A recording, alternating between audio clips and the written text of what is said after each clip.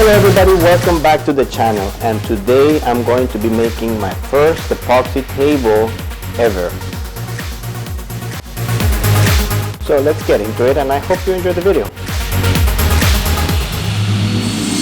I started this project the same way I usually start all my projects, with plans only in my head. And I know I should really be working on making plans beforehand so I can minimize the mistakes that I usually make with all of my projects.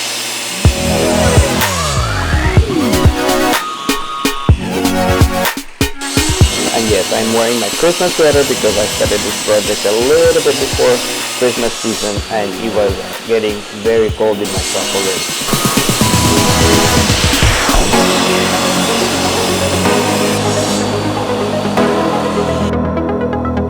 I'm not really sure why I did it this way. Afterwards I just got to thinking I should have just cut the pieces to be the height of the table, or like how deep I wanted the table to be. But I just chose to cut pieces and then glue them together to be tall enough to be as deep as I needed the table to be. But I definitely could have just done this in a more effective way. And again, I should really be thinking through my process before I get started. But I don't know, I guess I just like to make my life a little bit more difficult than it should be.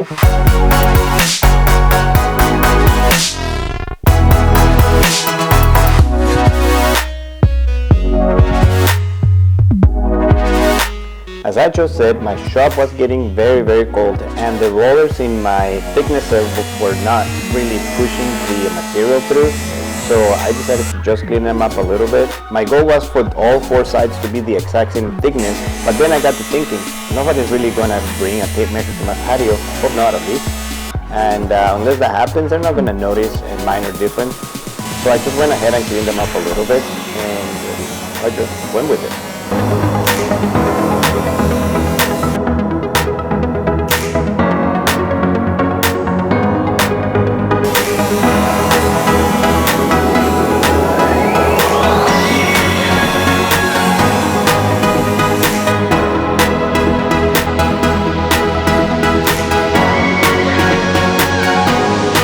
Here I'm using my table saw to cut pieces to their final length, and I do have a miter saw. I just don't really like using it because it's one of those $50 Ryobi miter saw that I absolutely do not like to use, and I use it only when I should not be using the table saw to make these cuts.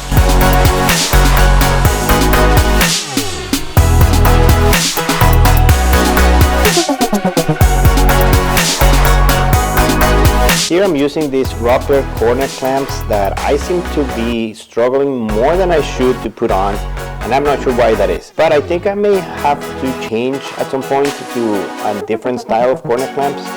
I don't know, these ones I just find them a little bit more difficult to use than I thought they would be. Probably user error, to be honest.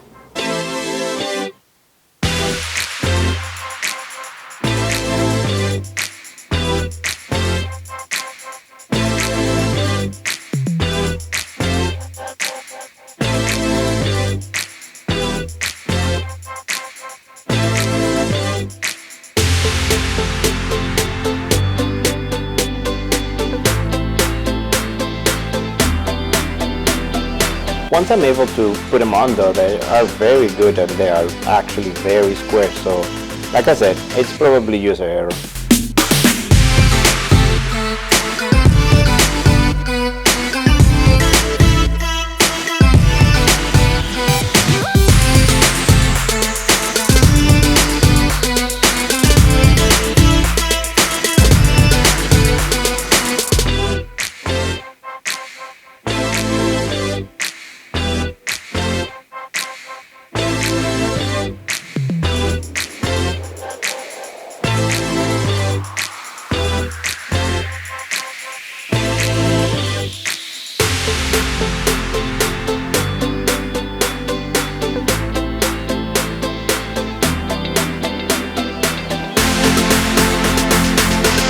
So I decided to add a little bit of strength to the joints by adding a 3/8 dowel. But as I'm recording this voiceover, I just dawned on me that it was not really necessary at all, because it is going to have a bottom, and also everything is going to be held by the epoxy. So I mean, if you're gonna do this, you can totally skip this step because it's not necessary at all. But yay for planning in my head.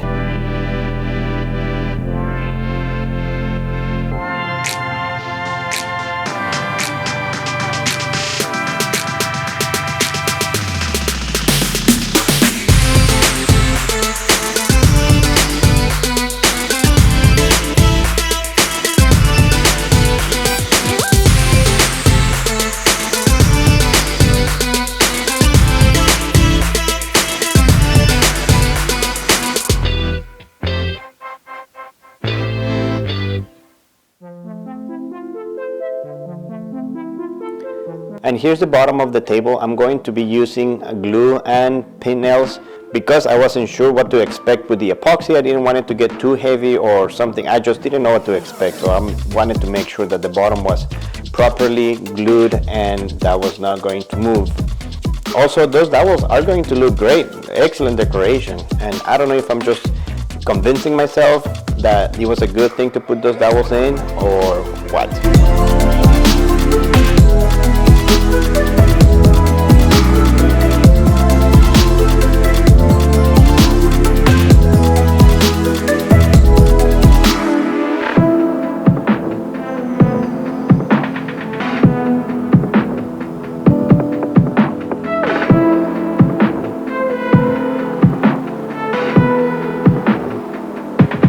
And hey, if you enjoy this kind of content and would like to support the channel, I would really appreciate it if you hit that subscribe button.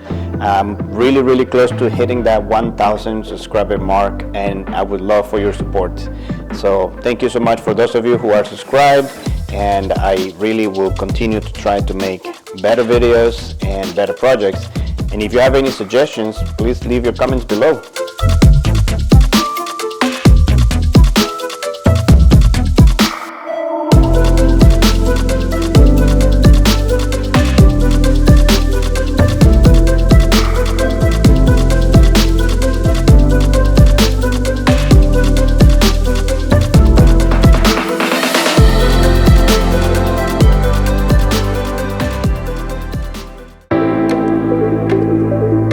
And here's where things started to get a little more interesting, and I started to get super excited about this project.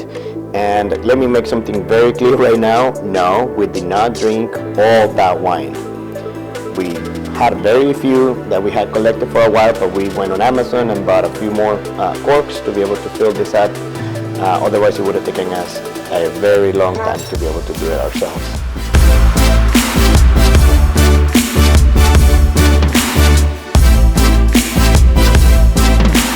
And here what I did is I took a little bit of time to make sure that all the corks were what I liked them to be. And I didn't want them to look too uniform or in a line. I wanted it to be a little bit chaotic in a way, but also I didn't want big gaps in between the corks. So it took me a few minutes to make sure that all that happened. I had a few different shapes and sizes, and that helped with it.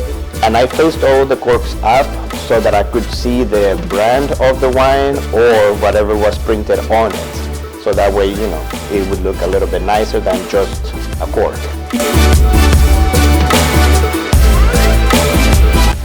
And so I took a little bit of time as well to hot glue every single one of these corks so that it wouldn't move as I poured the epoxy. And this does take a little bit of time, so I suggest that you prepare yourself with a movie or a podcast or something to keep you entertained, because it does take a little bit of time.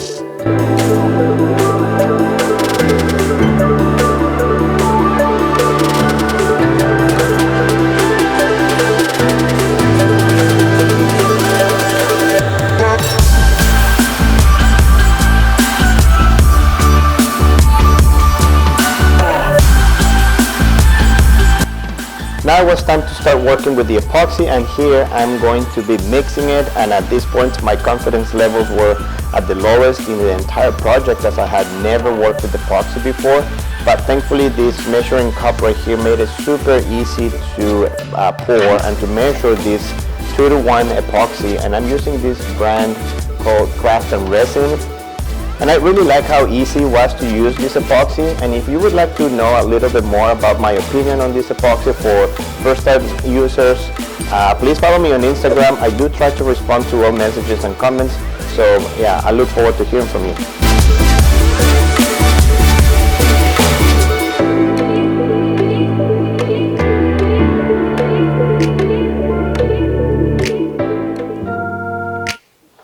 And so here, given my inexperience with epoxy, I went ahead and got advice from somebody at one of the big woodworking stores that will remain nameless in the video, but they told me to add this blue pigment that apparently was supposed to make it a little bit clear, which was not the case at all. I don't know if I misunderstood or if I did not explain what I wanted to clearly, but yeah, so the first pour did not come out as clear as I really wanted it, and at this point I considered just throwing away this batch, but epoxy isn't too cheap, so I just went with it. And earlier off camera I added this trim around the table, and I completely forgot that I was going to trim the walls of the table around flush with the epoxy. And even though I'm not too scared, I have a healthy respect for the router, this was one of the more scary times I've used it, as you know, that there was a little bit of kickback and bouncing around, so I had to do it very slowly with small passes and just very carefully.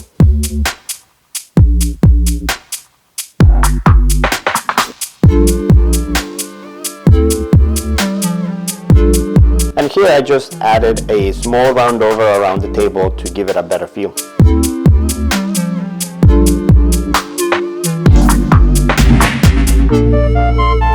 To be honest, at this point here, I could have just added the legs and be done with it, add the finish, and that's it. But I decided, I don't know why, to sand it and then do other stuff that I've seen other people making the epoxy very, very clear, even though this epoxy cures already very clear, and there was no need for me to do anything else. If anything, I actually made it worse. So I'm just sharing this mistake with you to, you know, so that you don't make it, hopefully. And whenever a project is done, just be done with it and let it be. Otherwise, you may, like I did in this one, make it worse, and it's not worth it. So too many mistakes to number.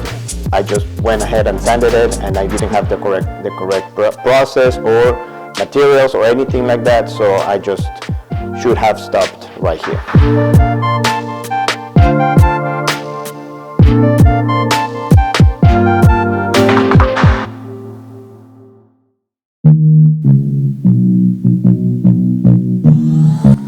Here I'm going to try to polish it and try to correct a little bit of the mistake I made.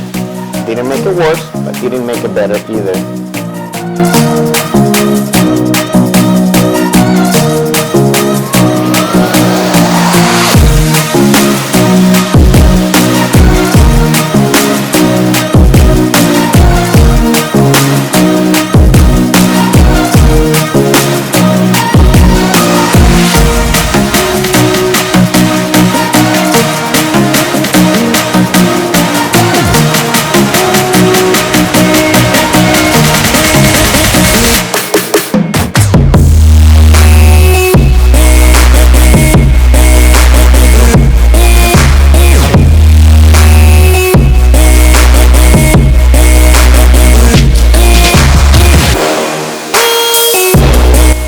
To tell in the video, but this is not as clear as it used to be, but you can also see some of the imperfections that I was trying to correct when I started this process.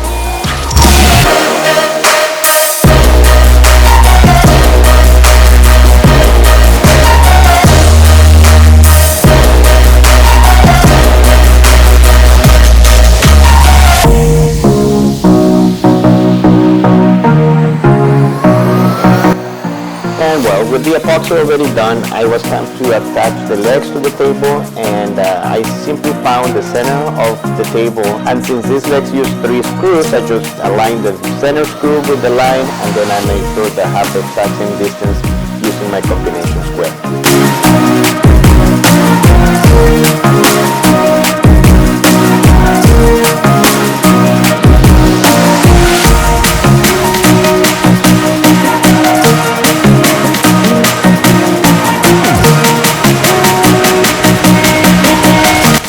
I tried to use this dowel jig to go straight into the wood, but it was being more difficult than helpful, so I just decided to freehand it, and all while praying that I would hit a cork on the other side so that you wouldn't see a screw.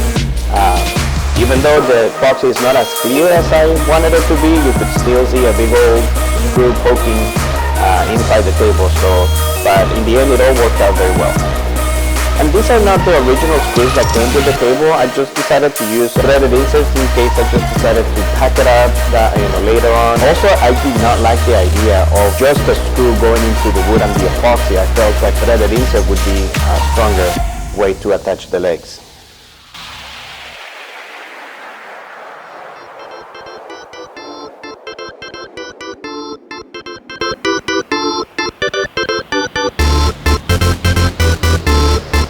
Alright, the table is ready and it turned out really cool even though all the mistakes I made. Thank you so much for watching all the way to the end of the video. I will leave you with the final shots, and if you want to see more projects like this one, make sure to subscribe because I will be working on a patio set for my house. So I'll see you in the next one.